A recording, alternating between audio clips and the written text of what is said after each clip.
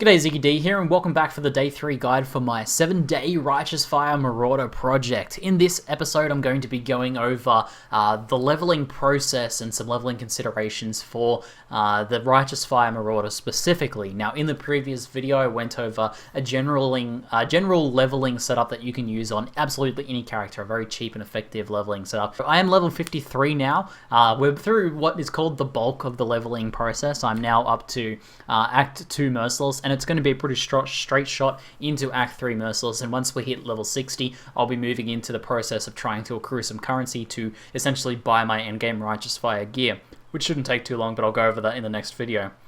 It's been going incredibly smoothly so far. In fact, this is probably the smoothest leveling experience I've ever had with any character where I haven't spent really any money on it. So I've done other characters where I've bought like a series of, twinking gear, like very nice uniques, buying things like Gold Rim and buying, unique two-handers for every 10 levels or something to level with Spectral Throw, and those are often very smooth and very easy leveling processes.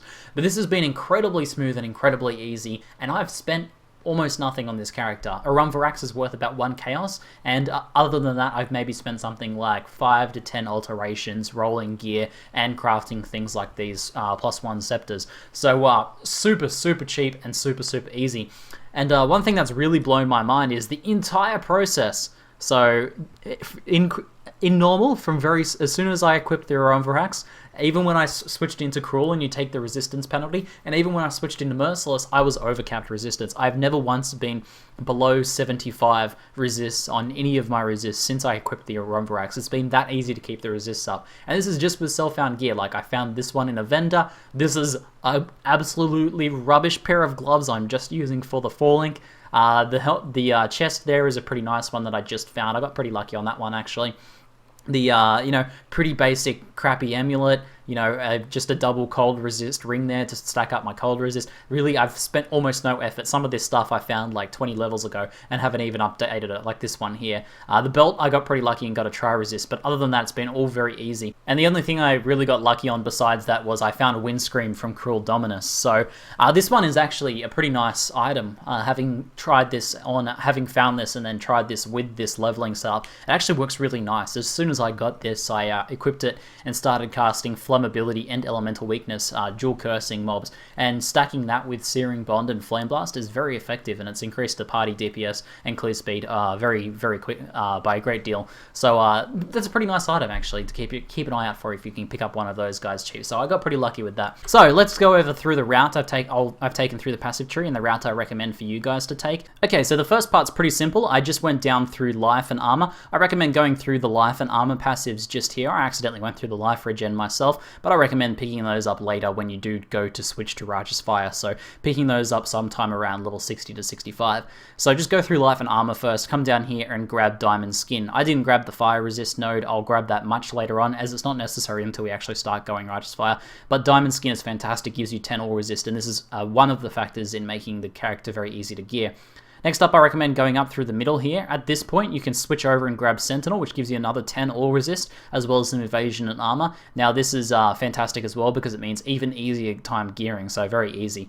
Up from there, I head up through the Scion, grab the life wheel up there, grab the Shaper node, ignore the life there for now, go past, don't get elemental equilibrium. I ignored this cluster as well. And then I came up through here, I grabbed the burning damage, because by this point we're using Searing Bond, and we're usually using something like Flame Blast with Flammability and Elemental Proliferation, and the increased damage from this is phenomenal. So I headed through there. I then came down and went to Templar. I grabbed Elementalist for a bit of extra damage, came through, and on my character I actually went around this way, but I've re-optimized the tree, and going this route through the weapon elemental damage, which doesn't work with this build. But it's 2 points instead of spending 3 points going through the strength. So we save 1 point and we can pick up like an extra life node or something like that. So we come through here and I grabbed these 2 life nodes just there, and then straight up into Amplify. Now once you've got an Amplify, you're going to go back and leave it. You can grab Discipline and Train if you want at that point as well.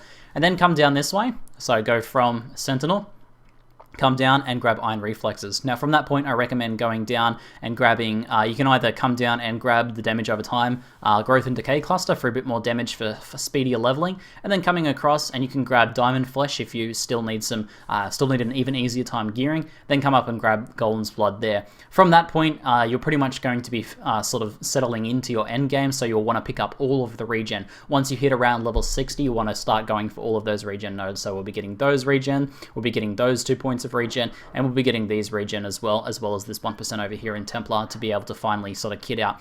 You'll also want to try and pick up the aura effect nice and early on as well, so when you go to equip Vitality at endgame, now you can actually probably get away without equipping Vitality straight away, but picking up, once you want to run Grace, Purity of Fire, and Vitality all together, you'll need to pick up this cluster as well, so you can grab that. And then from that point onwards, it's pretty much a case of picking up all of the extra life nodes that you've skipped out on. So these life nodes, you can come down and pick up the thick skin cluster, and so on, and these life nodes here, so on and so on. So just sort of clearing up the rest of those once you've got all the mandatory stuff out of the way, like the regen and the aura cluster just up there. Just to sort of highlight this transitioning into Righteous Fire, because this is obviously at level 53, I need to start thinking about this next step. I want to be able to go Righteous Fire around level 65. That is as early as you can go it. Rise of the Phoenix is available from level 65 as a minimum, and this is the earliest you can go Righteous Fire. So if you have your Rise of the Phoenix ready in advance, then you probably want to switch over right at 65.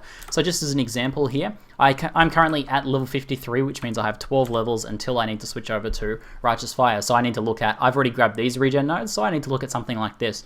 I need 1, 2, 3, 4, 5 points, 6 points for the regen, 7, 8, 9, 10, 11, 12, 13, 14, 15 points. So I'm only slightly off there. So what we can actually do is go for Golem's Blood, for example, and then pick up some of these like smaller regens a little bit later on, or pick up whatever is the most efficient regen for now. We could even potentially spec out of a bit of damage nodes, or spec out of some of that stuff, spec out of any like excess life nodes or something like that, to be able to run Righteous Fire as soon as possible. But currently in my current setup, I also should add in this one, looks like I'll be running Righteous Fire around level 68. I'll have all of the things I need to run Righteous Fire at level 68. So try and consider that. You don't want to get to level 65 and be like, oh shit, I actually need to grab the fire resist, I need to grab, all of the regen, I've got none of the regen yet. So do sort of start to plan in advance. Once you get to around level 50, it's a good idea to start plotting out what you actually need to be able to transition to Righteous Fire at the right time. This is all assuming that you have this Rise of the Phoenix shield set up in advance. If you don't have that and you plan on earning the currency on this character to buy that, then you'll be able to check out the next video that I'm going to make on earning a character on a pre-Righteous Fire build. So someone who's not using Righteous Fire yet, but is still farming with Searing Bond and Flame Blast, and I'll be going over that in the next episode, and we'll be testing that tomorrow on stream. So I ran most of today with a party, and it went very smoothly with a party. This is going to be a little bit faster, this style of leveling setup, if you are running with a party, because it means you can stand and channel Flame Blast while other people tank for you, so it's going to be a bit easier that way. And Flame Blast still does very good, as does Searing Bond, very good damage in a 6-man party, so that'll be very nice, and you can use people to split up, grab different waypoints and stuff like that, and jump through the game quicker. However, in order to make sure that this is going to work for those of you guys who are going to do this solo, then I made sure to do a bit of testing solo, and you can see just here, I can throw down my Searing Bond, I can do my dual curse, and you can see that the damage is very nice solo as well on Searing Bond, and I can also channel Flame Blast there as well, and kill those guys as well. It pretty much one-shots most stuff like this. These are monkeys in here, these are lower health guys, but I've tested in a few different zones. I tested in ledge and as well, and it all works pretty smoothly, even solo. The only thing to consider if you are going solo is to lead with your Searing Bond as much as possible, and then use that as essentially as a decoy while you channel some Flame Blast. That's worked out very nicely for me. I wanted to go through some of my other skill-specific setups so that you guys can get a bit of a grasp on how I've been sort of arranging my character as well.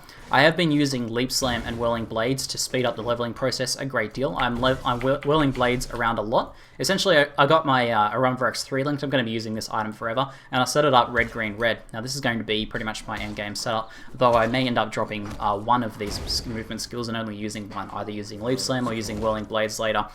But currently I have Whirling Blades and Leap Slam linked to faster attacks, and this is make this Whirling Blades like this is fast. It allows you to reposition with Searing Bond. It allows you to avoid a lot of damage, so I've played this character so far exclusively without any deaths, so I'm playing this as if it is a hardcore character. And Whirling Blades has been a big part of that, you know, whirling out of danger. It's a very fast escape skill, and it's a good movement skill in general as well when it is linked to faster attacks. And while you're dual wielding, I mean, you're dual wielding anyway to use one of these +1 scepters, so that works out very smoothly. And as you can see, you can sort of use it to arrange your Searing Bonds, get on the other side of things and stuff like that. I use Leap Slam primarily to get over terrain. So if there's like the bridges, for example, there's this zone just down here, the pools and streams sort of zone, where you can actually leap over all of the streams and leap up and down things in Lunaris. You can save yourself a lot of time that way as well. Leaping up and down the ledges in docks to speed things up works very nicely. So the leveling setup is pretty fantastic. If you can get a dual curse setup, so you can do it through Windscream or a corrupted item with +1 curses, then you can run the dual curses. But even just with Elemental Weakness alone will work very nicely, and that's the curse I recommend you run if you're just able to run one curse, because it'll help both you and your party by a good amount as well, and it's much more effective than running something like Vulnerability, which I was running a little bit earlier. Other than that, my gear management strategy I'm going to go into a little bit more depth in the next episode, because we're going to talk about making currency, and part of that has been leveling very cheaply, like I talked about in the last episode. This is it's a very cheap way to level, and that has been my focus. Everything I've been doing has been as cheap as possible. I've been avoiding even spending alterations, because eventually I know I'm going to trade these for Jewelers and for Fusings, and then trade those to Exalts to buy the gear that I need to be. So I've been very cheap on that. What I have been spending though are things like transmutations and augmentations. So essentially what I do, the way I make sure I can gear my character as cheaply as possible, is I keep an eye out in the vendor. So I keep an eye out for base items I'm looking for. I'd love some coral rings. So here's a 29 coral ring. What I'm going to do is I'm just going to transmute this guy and augment it and see what I get. Now, this is a life with lightning resist. This is actually not too bad. It's a bit lower life than this current one here, and I don't really need the lightning resist, so this one's not an upgrade for me. But that's all I'll do. I'll keep an eye out for coral rings. I know I want to keep an eye out for better life gear. I have pretty good resists already, so I can afford to drop all of those resists and I'll still be overcapped. So I'm just going to be keeping an eye out for coral rings so I can get some more life. And that's basically my strategy for this sort of thing. Same deal with keeping an eye out for upgrades, either that drop or that are in the vendors. So keeping an eye out for things. I know I'm trying to upgrade these gloves, so I'm just looking for things with the links I need. I need pretty much as a minimum two blues with a red slot for Blood Magic, Flammability, and Elemental Weakness. So I'm looking for Armor ES gloves, and just looking for ones that are 3 links, so just checking the vendors for those guys. Don't see any gloves at the moment, there's very few gloves in the vendor, but I'm just keeping a conscious eye out for those as I'm leveling. And then, of course, just checking rares and blues. Check all your blue jewelry that drops. You know, always make sure to keep an eye on what stats you might need. Looks like I don't need any attributes at the moment, but I know in general my character needs probably more int than anything else. So keeping an eye out for any int and onyx amulets that drop, and IDing those, even if they're only blue, or even just picking up white ones and crafting those with transmute augmentations. It's very cheap. You can simply craft those and then just sell them back for a few alteration shards if they don't end up rolling well. So other than that, there's really not too much more to say. It's incredibly easy. It's an incredibly easy way to level like this. The gearing requirements is I've almost been able to switch my brain off in terms of gearing. Like, other than keeping an eye out for items that I think I need an upgrade for, like just keeping an eye out for those jewelries and gloves and stuff like that. It's been pretty much just face roll through the entire leveling process. I'm really surprised at how easy this is to level whilst also spending no currency. But if you guys have any questions, feel free to ask them down in the comments below, and I'd be happy to help you out. Anyway, that's it for now. I'm Ziggy D, and thanks for watching.